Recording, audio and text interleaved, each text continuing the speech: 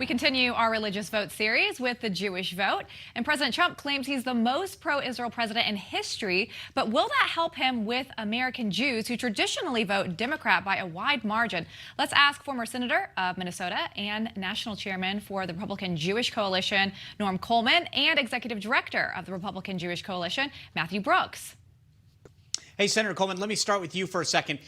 There was a piece that Abraham Foxman put up, he was the former head of the Anti-Defamation League. He put up a piece that says that he has broken tradition. He's going to endorse Joe Biden, arguing that Donald Trump is a demagogue whose reelection would be a body blow for our country and our community. Throwing in those wrestling terms. Well, not to be outdone, you had your own piece in the Times of Israel, noting that President Trump is the most pro-Jewish, pro-Israel president in history.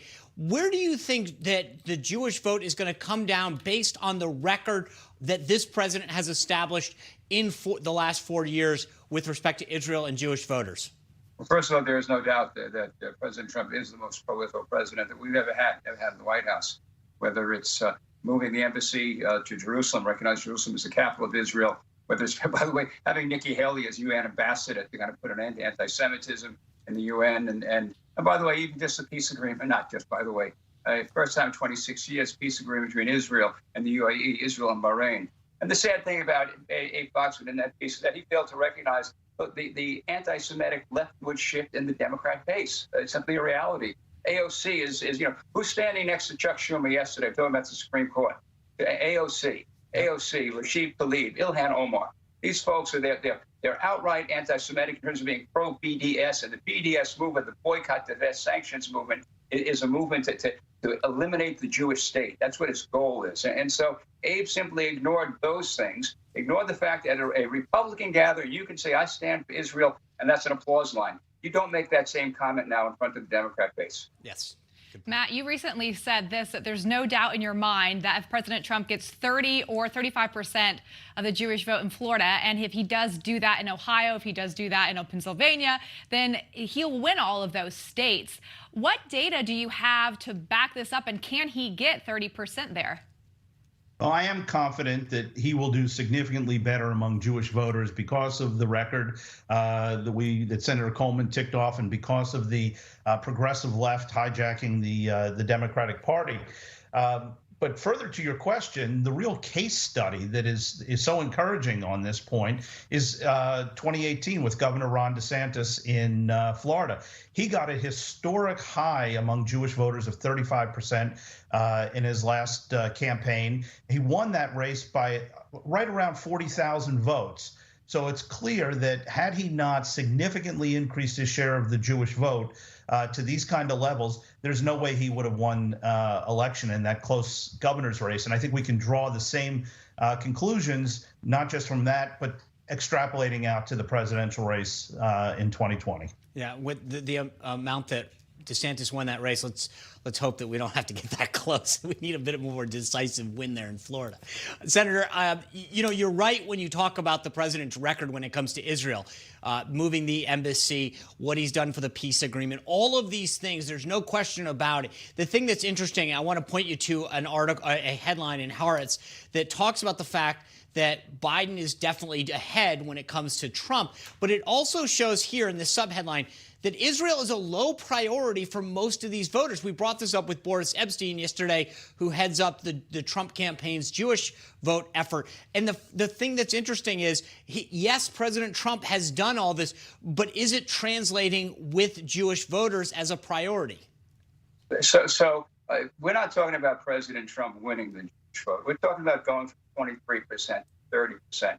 Which, by the way, is the difference between 2012, 2016, 4 years of Obama, Biden. And in 2016, Romney gets 30% Jewish vote. And in part because Obama, Biden did the Iran deal, which put Israel at risk, guaranteed Iran a path to the weapon. Obama, Biden kicked Israel in the face on the way out with UN Resolution 2334 that said the most holy place in the Jewish faith, the Western Wall, is occupied Palestinian territory.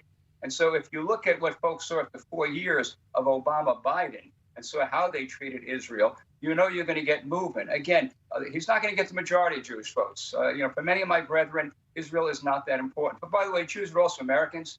They care about the economy. Yep. They care about jobs. They care about U.S., China.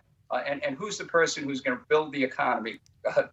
Donald Trump's going to win that battle. Who's the person who's going to be tough on China and protect American jobs? Donald Trump's going to win that battle. And so Jews as Americans are also in a position to, I think, be more favorable to this president, not to win the Jewish vote, but to simply improve the margin. Matt, what are you guys doing? What tactics are you using to get out there and try to get that 35%?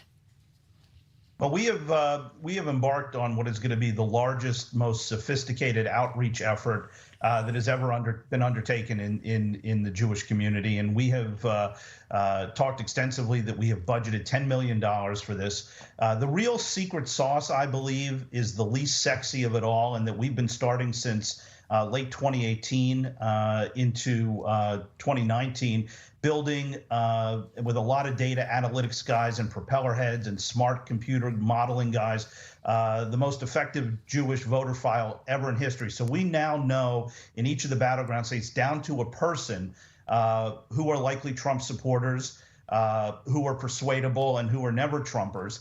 And from that, we are going to just bombard them with direct mail, phone, digital advertising, television advertising, and we're also going to integrate some real state-of-the-art technology with the shift toward early voting, vote by mail, and early voting. We're going to get updates in real time from the election offices to see who has requested an absentee ballot. We'll message those people who are on our persuadable or our likely Trump list to get their ballots in. We'll know who votes early, and then we'll know who doesn't vote early and make sure that we turn them out on election day. So it's going to be extremely sophisticated, and it's going to be a very targeted, micro-targeted message to each of the folks, to each of the voters, to maximize our share of the vote.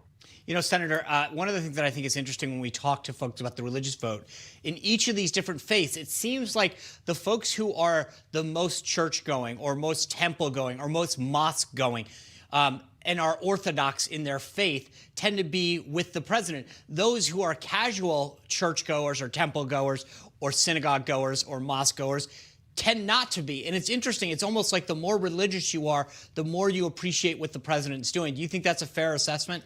Well, all you got to do is look at the Democratic convention. They have trouble kind of uttering the words "under God" in the Pledge of Allegiance. What does that say? But, Senator, what does that say about the country? That the further we drift from God, the more you become a Democrat.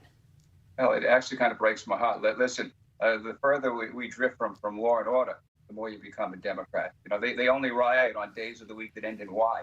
I mean, you had a Democrat convention that couldn't mention the violence in American cities, in Portland, Seattle, rising homicide rate in Chicago, New York. They had trouble mentioning "under God" in various segments saying Pledge of Allegiance. And so, you know, I'm not sure what the voters are going to have to respond to that. I think Americans still, by the way, they believe in God.